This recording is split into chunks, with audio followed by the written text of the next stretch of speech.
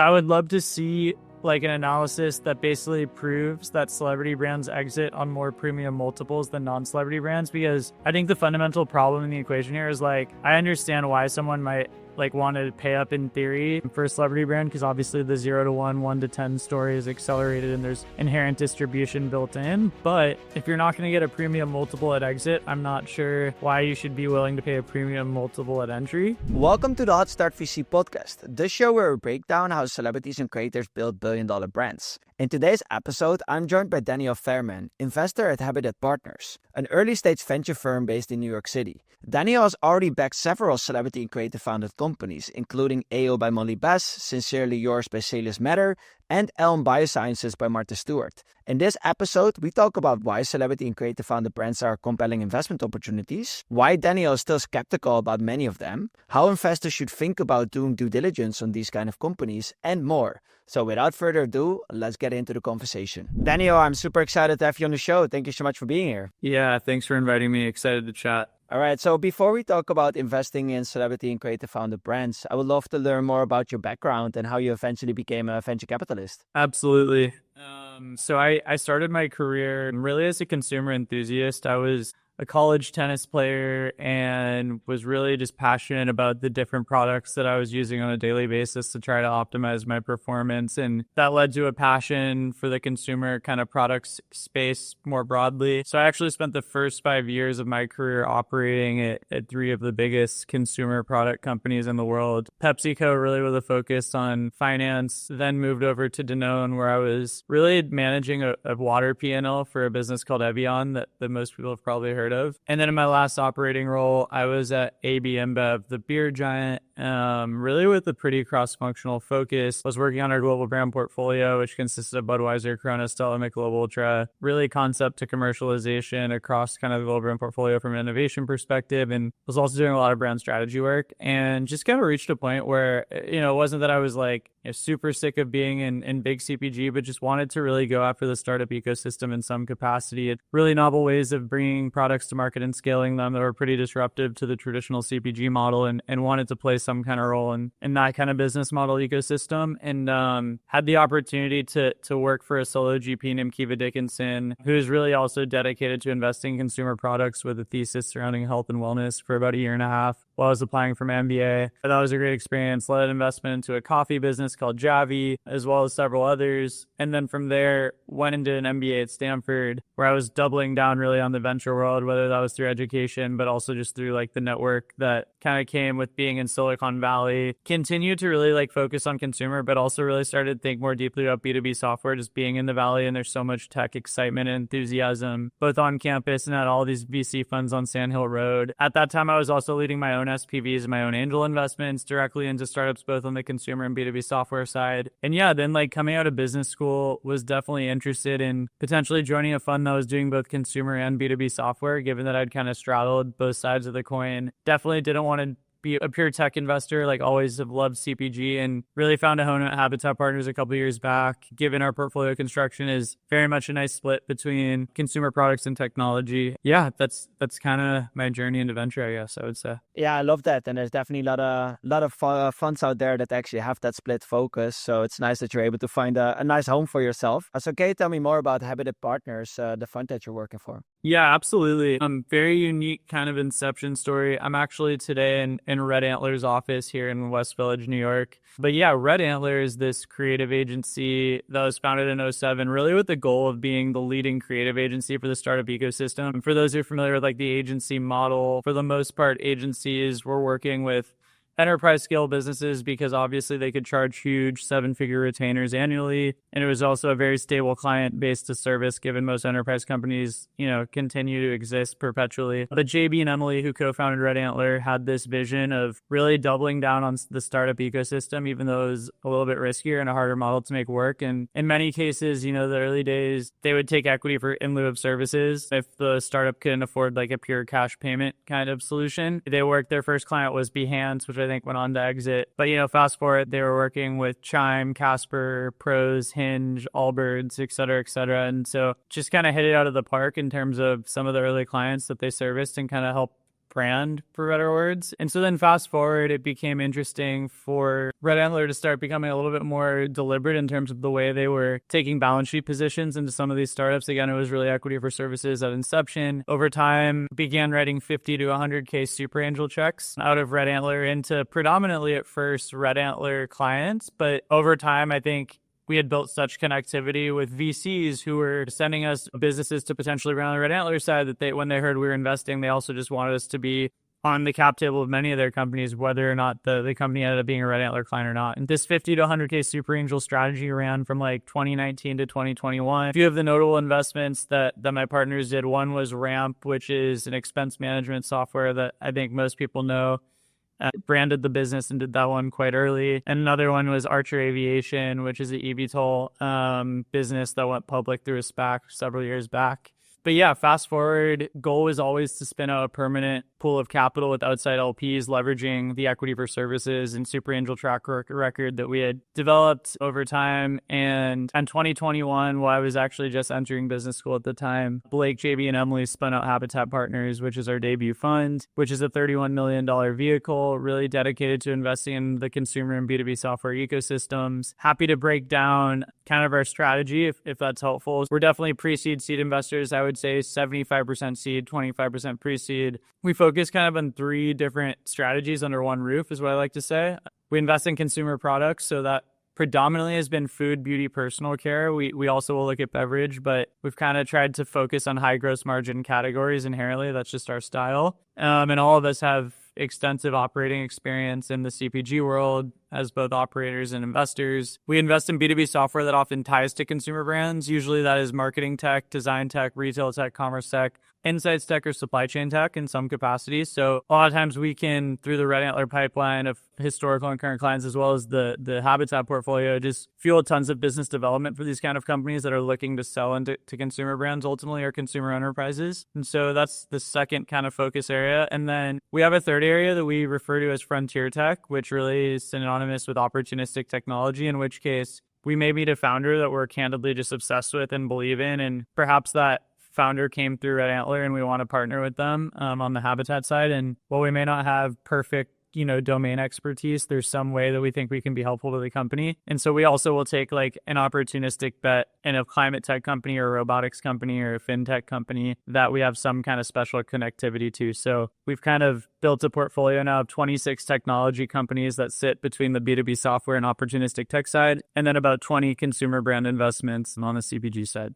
Yeah, very interesting. And what do you think it takes to be successful as a venture firm in today's competitive ecosystem? Yeah, it's a great question. Look, I think there's kind of like 3 elements of VC, and they're all important. And I think, in our opinion, one is the most important, but I'll kind of take you through them. So I think obviously number 1 is picking. So you have to pick the right companies. I think picking comes down to talent and experience. And so that really comes down to team building. And there's not as many, I guess, exogenous or, co-founding variables that you can really control for there. Like that comes down to the human who's making the decision to invest or not. I think what you can, the second variable, what I would call is access. I think access, especially if you're a pre-seed seed investor, is the most important variable by far. And there's like a healthy debate between access versus picking and what matters more. I think that ultimately, unless you're some historic firm like Bessemer or A16 or General Catalyst Sequoia that has access to everything just by nature of your brand, the only way to win as like a pre-seed seed investor in technology and even CPG, right, is to build your own unique access point where you're seeing stuff that most nascent firms would never be able to see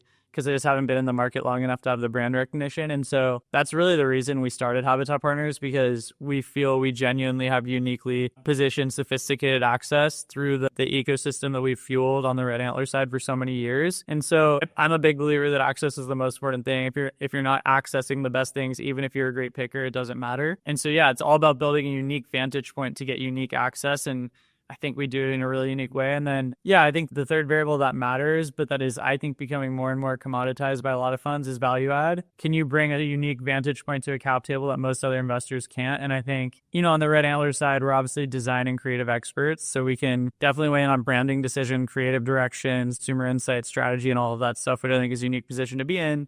Yet at the same time, I'm the least creative person in the world. I could barely draw a stick figure. That's what I say to JB and Emily and Blake. And so a lot of my work day to day is more surrounding cash flow planning, fundraising, P&L management, interest to retailers and buyers and customers on the tech side. And so we try to help in a multitude of ways, but I do think we bring a unique kind of vantage point given our inception out of a creative agency to a cap table. So those are the three variables to me that matter that everyone should be thinking about. And I think access being most important, value add being also a close second. And then third, obviously you need great pickers, but our goal is always has been to just build a unique access point from a vantage perspective. Yeah, I love that. So let's talk about like celebrity and creative founded brands. Like I was looking back to our initial exchange on LinkedIn, which was almost 3 years ago. And back then the first message was that you said like, I'm quite skeptical about celebrity and creative founded brands. And yet in recent months, you have made several investments. So you have invested in AO by Molly Baz. You've invested in Sincerely Yours by Salish Matter. You've invested in Elm Biosciences by Martha Stewart. So is there something that changed your perspective, or are you still skeptical about the category in general? I love your question, and I love that you remember that conversation. It just like shows how thoughtful and, how good of a memory you have. Look, like I'm still skeptical of celebrity brands, so I wouldn't say anything has changed. I think the way we approach consumer investing specifically is we're looking for great founders who are solving what we believe is a true consumer need in a white space with the unit economics to scale long term. And I mean, with all three of those investments, and we can obviously talk more about those in detail as we go on here, but in all three cases, we felt like, product was truly innovative and high quality. There was actually a gap in the market that we felt like each founder and innovator was solving. And I think like the celebrity angle was kind of the cherry on top for us. Like I always try to, I know you have, I think we're going to talk about this later, like how do I decide whether to invest in a celebrity brand or not? I really try to picture the celebrity dying tomorrow, as dark as that sounds, and like what would the brand cease to exist and scale effectively if that celebrity didn't exist? And in all three cases for these investment decisions, we were just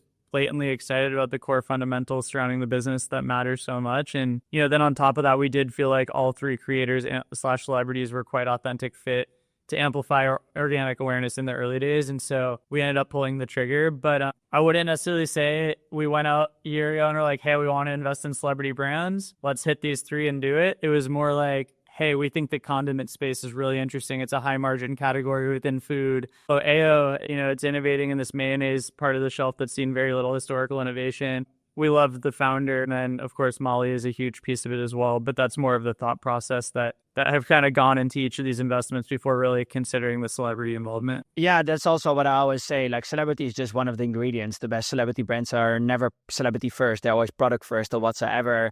And I kind of see a change in the industry right now. It's like we're kind of moving towards a second wave of celebrity and creative founded brands. Whereas the first wave, I often refer to like another celebrity tequila brand, another celebrity skincare brand, apparel company, where oftentimes it's just a white labeled product and they slap their name on it. And now we're moving into that second wave where they're launching innovative products and services that solve actual customer problems, and where they also have that specific advantage around product, IP, science, or even technology. So I think that's where we're moving towards. So yeah, I'll be very curious to hear, like, can you walk me through those portfolio companies very briefly and mention what made you so excited about them? Yeah, I'll walk you through each. I think another just reaction to your comment, because I thought it was a great comment, is like, I think in a way, because these celebrities are accelerating, obviously, initial traction, and, you can launch on D2C and get to like a couple million pretty quickly because of the celebrity awareness and following. I think we're also seeing this interesting pattern where I'm seeing more technology investors come into CPG because these D2C celebrity brands start to look a little bit more like software companies in terms of their initial growth and like their subscriber build and all of that stuff. And that's like the other thing that makes me skeptical and makes me feel like it's a bit of a dangerous play. Like obviously tech investors want to see like rapid returns, rapid growth. They're more willing to see burn. And I think for like a while they stayed on the sidelines on the CPG side. I think there's been some great D2C brands that have no celebrity involvement that have enticed tech investors to come back in, but especially I'm seeing like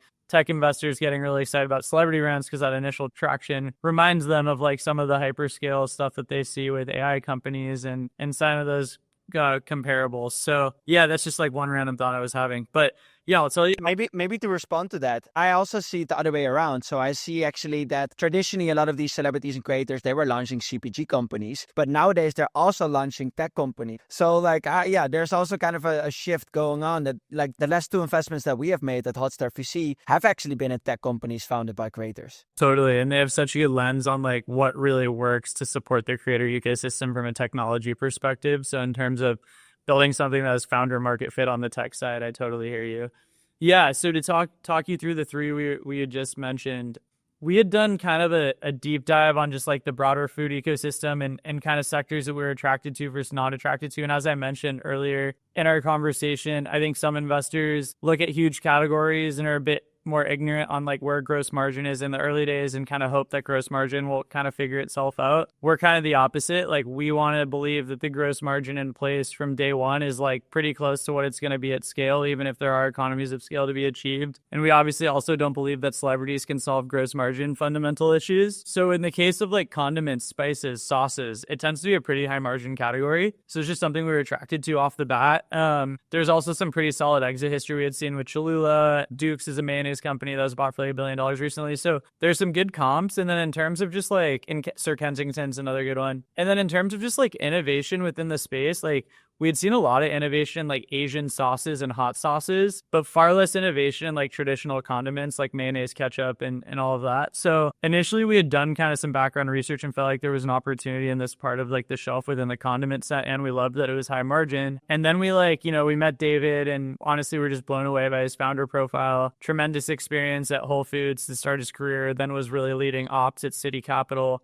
And so yeah, we really got it comfortable with David's ability to lead the business. And then, yeah, like we heard Molly was involved. We had been following Molly personally by nature of just loving what she was doing with food culture and thought that she could be a really organic fit. And the cool thing about AO is she was very, very involved in the formulations. Like she was leading the development of the formulations, flavor testing, all of that stuff. And so she has the credibility to really like create an actual product herself, given her culinary background. So putting all of those things together, like we got really excited about the opportunity to invest. And yeah, we're fortunate to be involved about a year and a half ago. And the business has been doing really well. It's off to a great start nationally and distributed in Whole Foods. It's a tough category in that mayonnaise is just low velocity inherently. Like people aren't buying 3 or 4 units of this per week. Like it's kind of a 1 unit per store per week kind of category historically. I think the exciting thing we've seen with AO is they're really taking the velocities in the category to a new level because of the unique flavor innovation, the ability to use this on so many different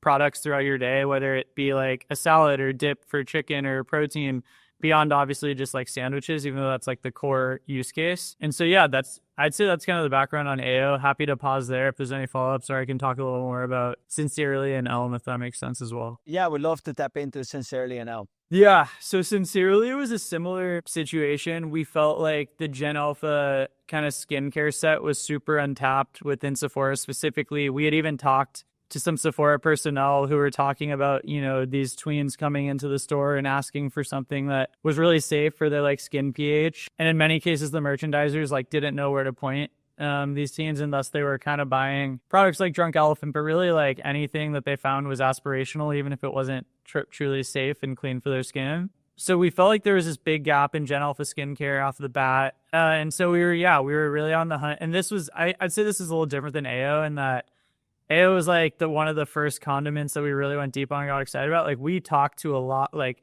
there were 2 to 3 other Gen Alpha skincare brands that we knew were going to launch within the next year that we talked to. And ultimately, again, it came down to the founder. Like we think Julia is like amazing. She came from Sweaty Betty and Tula, both companies that exited. She has just an incredible cross-functional operating capacity. And so she was just a huge part of our decision. We had a lot of confidence in her. And then, yeah, like we did a little more work on Gen Alpha, saw how much of a disposable income they make up in terms of just like driving household purchasing and decisions, but as their parents are ultimately heavily influenced by their Gen Alpha kids in terms of how they spend their money. And yeah, putting all of that together alongside an exclusive already in place with Sephora, we got really excited about backing the business, and we're fortunate to do so alongside some great investors in Strand Equity. And yeah, that's kind of the backstory there. I mean, I think it's a huge white space still to this day, and there'll be tons more innovation, but we think this is one of the best kind of first movers that we've seen, really dedicated to serving Gen Alpha in a safe, aspirational, and authentic way. Were you at the launch event at the American Dreamo? I did not go. I don't know if I would have fit in well there, honestly, even though I love to see the PR around it because it's obviously an incredible launch event. And then, yeah, like I think the other thing I didn't really talk about was Salish, which is the point of this podcast a little bit. But yeah, like the engagement that we saw with like Salish's accounts from a social perspective were off the charts. And, I think we've seen celebrity brands launch where, they probably get up to 20,000, 30,000 followers pretty quick. I think they've crossed about 250,000 followers on Instagram, which to us is just insane. And it's not surprising because we just did some analysis on these engagement metrics before really deciding on the investment. And Salish and Jordan are off the charts. So again, I think they're a great authentic fit for the brand. Their engagement levels are really high, but I do think this lives far beyond them in the long term, and that there's just this huge need for a Gen Alpha solution, really recommended by a dermatologist facing a formulator. And I think they hit all the boxes. And yeah, the rest is history on that one so far. Yeah, I love that. And then let's talk about the last one, Elm. Yep. So in a similar vein, we've also felt like for, people who are in the 40 plus age group, that there was a bit of a gap on like a really high quality, driven anti-aging solution serum really on that generation of people. And I wouldn't necessarily say that we believe this product that we've invested in has to only serve 40 plus. As a whole, anti-aging is just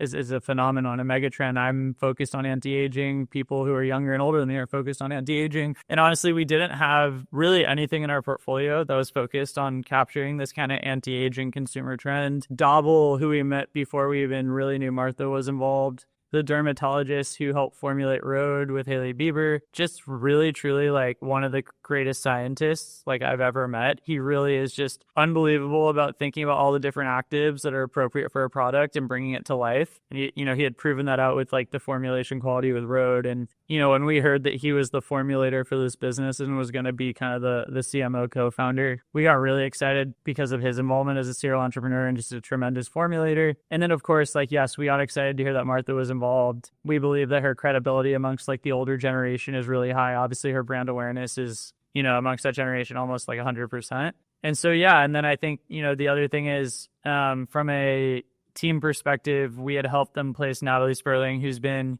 an amazing addition to the team, who's really running the business day to day. She's awesome, extremely communicative and organized and cross-functionally capable. So yeah, putting all those things together, we also decided to back Elm. And yeah, I mean, it's cool. I feel like we've covered Gen Alpha, but then also like the 40 plus generation with both of these investments. And I feel like so much innovation has been focused on millennials and has been a bit, misallocated in terms of time, effort, and investment to Gen Alpha and the 40 plus group. And so yeah, those were two white spaces that we're excited to now place bets in. Yeah, it was funny because when Elm launched, I created like a LinkedIn post about it. And then actually the team of Martha Stewart reached out and was like, hey, we absolutely love this post. Martha loves this post.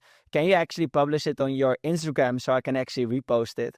And I was like, wow, that's so funny that she's actually reading these posts and wants to learn about it. I loved it. It was funny. Like I was like thinking to myself, I was like, all right, if Scott is posting about like our investments, like he must actually believe that it's a good idea. Because you could post like, there's 10 of these being launched a week. So I was like, oh, he posted he posted Sincerely Yours. Like he actually believes in these companies as well. So that was a good little validation proof point. But yeah, I loved what you said too, right? Like there's so much disposable income and wealth amongst the 40 plus generation, boomers, et cetera. And, their ability to pay up for a high priced kind of serum that has real like formulation IP and like legitimate antioxidant innovation is pretty incredibly strong. And so I think it's nice that from a volume perspective, this isn't it's kind of like a fragrance in a way. You don't have to sell millions of units to build a big business. You're selling a premium, super high quality product and to an age group that has a pretty high willingness to pay for anti-aging products. So, and I thought that was something you pointed out really nicely in your post, as opposed to kind of prestige priced millennial focused products that are between $30 to $50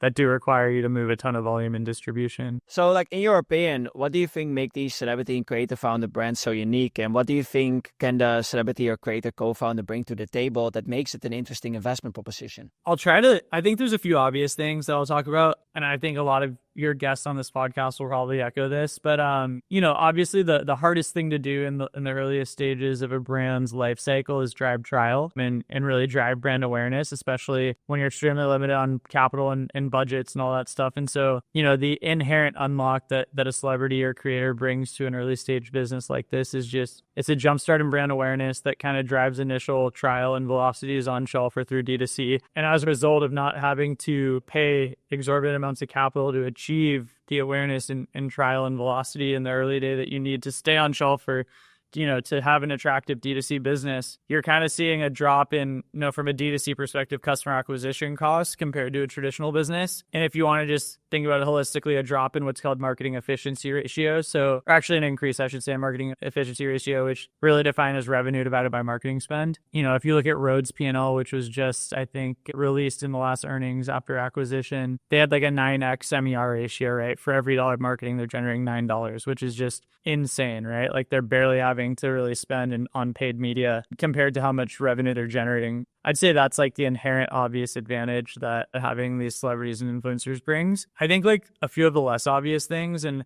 I think one thing that people like, some people starting celebrity brands don't even realize this, and I think it's a huge thing, but there's a network effects amongst influencers who know other influencers. I think that's a huge thing. Such a big part of a launch plan is influencer gifting, especially if you're a D2C brand. I mean, omni-channel brand as well. The cost of doing this influencer gifting strategy is very expensive. It's hard.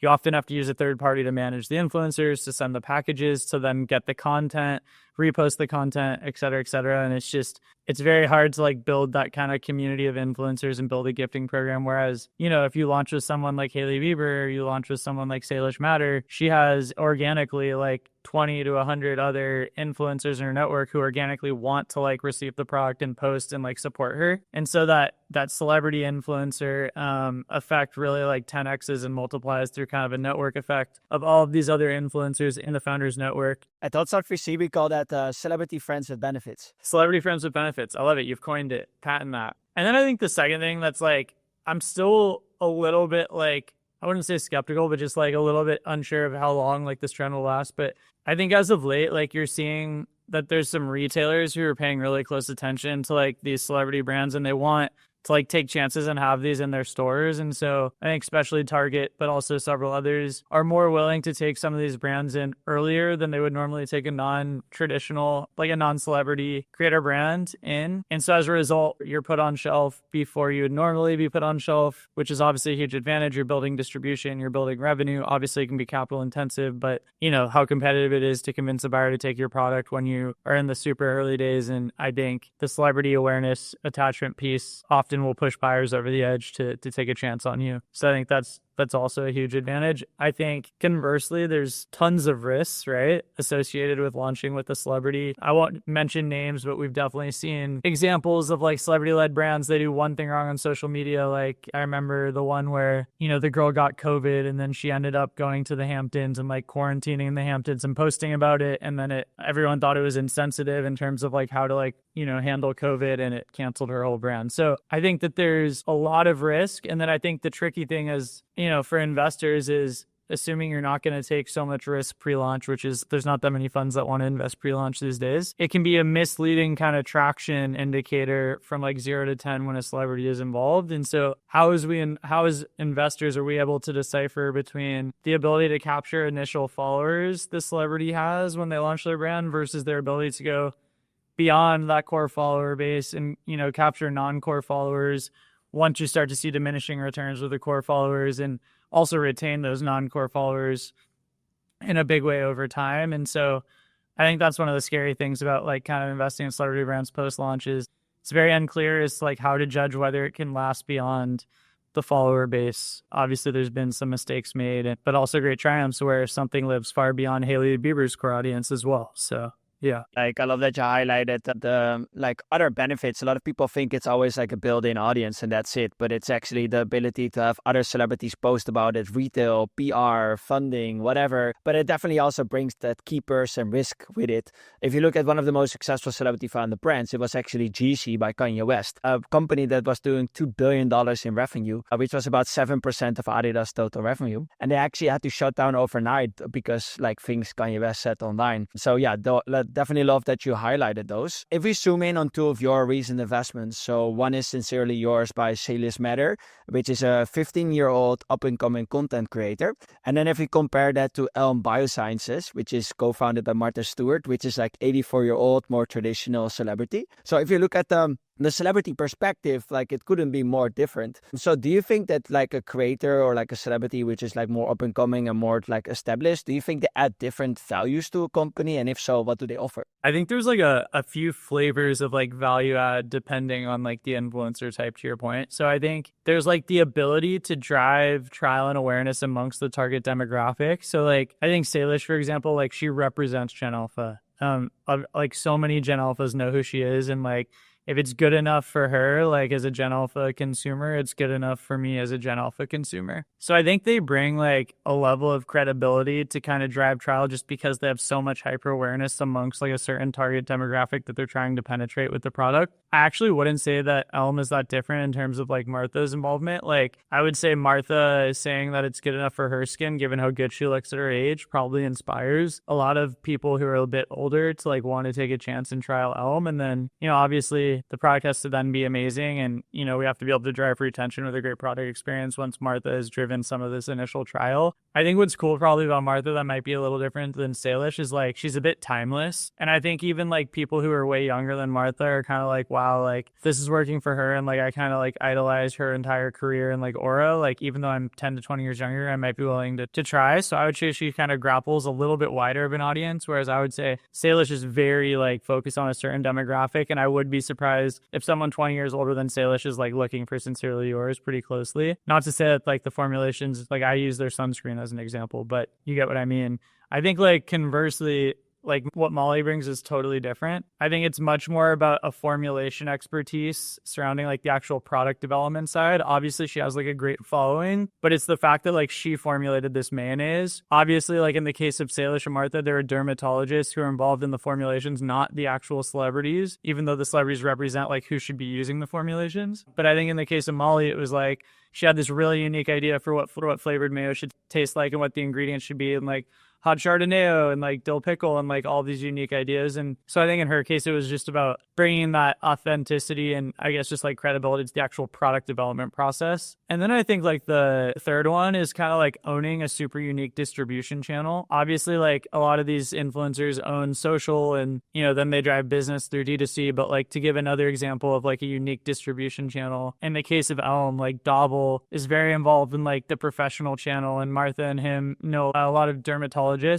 who also happen to be influencers. And so they have a unique advantage in their ability to penetrate like the professional channel and dermatology offices and all of that stuff, which I think is kind of a unique competitive advantage. And you could probably say the same thing about Goop, right? Like Goop started as like a lifestyle newsletter. It had nothing to do with like selling products or anything. But over time, like the audience that became obsessed with like that lifestyle kind of like publication became interested in buying products themselves. So it was just like a unique channel that they had created. And then I think there's like the fourth example, which is like the bad example, which is just, you know, an unauthentic brand awareness kind of ability where we see tons of influencers who are just, hey, I have millions of followers on Instagram. I'm going to launch something and there's going to be some awareness for it, but it's not going to feel like authentic. I mean, that's kind of what we try to avoid. So as an investor, how do you actually do your due diligence on celebrity founded brands compared to like the traditional startups that you see? Like, are there things that you specifically pay attention to? Without trying to be like too simplistic, like I think I said this at the beginning, we really try to diligence them just how we would diligence a non-celebrity brand. Again, we're looking for untapped consumer needs and products and innovations that are meeting like that untapped consumer need. We're looking for gross margins that are phenomenal and just base unit economics that we feel like can scale in a way that's not going to require extensive cash burn. We're analyzing the competitive landscape to see if we feel like there genuinely is a white space and the consumer need is genuinely unsolved. We're obviously thinking about marketing efficiency and some of the metrics associated with marketing efficiency, like CAC, LTV, retention, marketing efficiency ratio, and so on. So all of the same, you know, areas that we diligence for a non-celebrity brand are the first thing that we're looking at, you know, for a celebrity brand. And I think at the end of the day, like the founder is the most important piece of the puzzle in the earliest stages of investing. And, that doesn't change for celebrity brand investments. Like, we love all of the founders we've been able to back for all three of these. And we would probably be willing to bet on them even if the celebrity wasn't involved, in all honesty. That makes sense. And one of the things that you talk about online is sometimes the problem with these premium valuations for celebrity founded brands. Like, I've personally been approached by celebrities raising at a 9 million valuation pre-market, pre-revenue, which just makes it very hard for us as early stage investors to get our returns. So how are you thinking about like the fundraising cycle of a celebrity founded brand? Can they justify kind of premium valuations, and how do you typically structure these deals? Yeah, it's a great question. I think every fund has their own underwriting model and like what an exit needs to look like from a MOIC perspective. For us as pre-seed seed investors, we often are underwriting to 2x. And so obviously if, a super premium valuation is floated for a celebrity brand, that cuts into our ability to achieve a 20x because it requires a much larger enterprise value at exit. My honest view, and I would love someone to do like, maybe when there's enough data on this, obviously there's only been a handful of celebrity brand exits in the last 10 years. Like, I don't know the exact number, maybe 10, but I would love to see like an analysis that basically proves that celebrity brands exit on more premium multiples than non-celebrity brands. Because I think the fundamental problem in the equation here is like, I understand why someone might like want to pay up in theory for a celebrity brand, because obviously the 0 to 1, 1 to 10 story is accelerated and there's inherent distribution built in. But if you're not going to get a premium multiple at exit, I'm not sure why you should be willing to pay a premium multiple at entry. That's been like my thought process, at least. And so we've tried to be really conscious in terms of like the premium that we pay compared to the traditional CPG businesses. And like in certain cases, we've paid a slight premium, but we've seen some stuff floated around that's like north of a $50 million valuation pre-launch. And like, we're never coming close to really touching anything like that. And so, yeah, we've tried to stay pretty disciplined and just like, we have honest conversations with the celebrity and the founder, and we're like, if you guys win, part of our like business is also winning. And, we need to be in a place where like, if everyone is successful, we're also successful, because that's what we owe our LPs. And so, yeah, we've probably missed a ton of stuff just simply because we stay pretty disciplined on valuation as an early stage fund that's coming in the earliest stages at the highest risk. And that probably causes us to lose some deals. But in the case that one of our bets does win, we're going to win in a big way, which is how our fund model works from a power law perspective. So, yeah. Yeah, and I completely agree. Like, we have definitely also missed out on some really exciting deals, but we just couldn't get there. So, yeah, it makes a lot of sense. You write your own newsletter called the Term Sheet Pitfalls, and I don't think that you consider yourself a content creator, or maybe you do. But do you think that how has publishing that newsletter helped you or Habitat Partners in any way, shape, or form? Yeah, thanks for noticing that one. Term Sheet Pitfalls is something I started with Chuck Cotter, who's a partner over at MoFo. We both wanted to kind of just like put pen to paper on the things that we felt like all founders should know when they're fundraising. Felt like there was a lot of stuff scattered around the internet and, occasionally in a newsletter once in a while. But, I was fortunate to learn from some mentors early in my career and ask tons of stupid questions about like what pro rata rates were and stuff that like, seems obvious to me now, but like definitely wasn't obvious when I was getting started. And we wanted to kind of create some kind of newsletter that would offer that kind of consulting for free to founders on those terms that they should really know when they're raising capital from investors. And so, yeah, I mean, that was kind of the motivation. It's also been a little cathartic, like putting my knowledge into like writing. Like, it's obviously we use this knowledge all the time to like negotiate and work through deals, in our day to day, but to actually like put it pen to paper has been awesome. I think it's lifted some brand recognition for Habitat Partners and Morrison Foerster. Yeah, I mean, I get people reaching out all the time, just asking me follow-up questions about situations that they're facing, and it's cool to be able to help them and find a unique way to add value, whether that's for a portfolio company or not. So yeah, we're still going. We've got some new content coming, and yeah, it's been a fun ride so far. Yeah, I will definitely put a link to that also in the description for people to check out. So what's next for Habitat Partner? What are you most excited about? Look, we feel like we're just getting started. We're in the later stages of our first fund, but we still have capital to deploy. At the end of the day, we're just looking to work with people that we genuinely believe in and enjoy working with. I think that's like what gets us excited every day. Working with people who we just think are awesome and who we have fun with and who both are extremely talented, but also like value our opinion and point of view, and over communicate. And yeah, we're here to continue deploying pre-seed seed checks, often okay. Within tech, I would say we've spent kind of a lot of time in a few different areas, specifically within marketing tech. We've over like the last few months spent a lot of time learning like what kind of the future of commerce and customer acquisition kind of looks like given some of these developments on the AI side. And then I would say on the CPG side, again, we're not thesis driven. So we're not like, hey, frozen's the hot thing. Like, let's find something in frozen. But I have looked at a lot of frozen concepts lately. It's something I believe in from a consumer behavior perspective moving forward. Like getting convenient, healthy food that's very easy to make and doesn't require a lot of preparation, I think is an obvious kind of macro trend. And so we've been spending time in that category. We also recently invested in a 4-wall restaurant concept in New York City called Rooted, ROOTED, Rooted Restaurants, which is I view as health and wellness 2.0. Like it's extremely clean proteins, vegetables, and grains in a bento box format. Call it like the better version of dig in kava slot bowls. So yeah, that's kind of where we've spent our time lately, but still very open to meeting new founders and continuing to write checks. And yeah, hopefully we continue to fuel the ecosystem for many years to come. Yeah. So final question on my end, like what is the number one piece of advice that you have for investors that are looking to invest in celebrity and creative founder brands? Yeah, I think,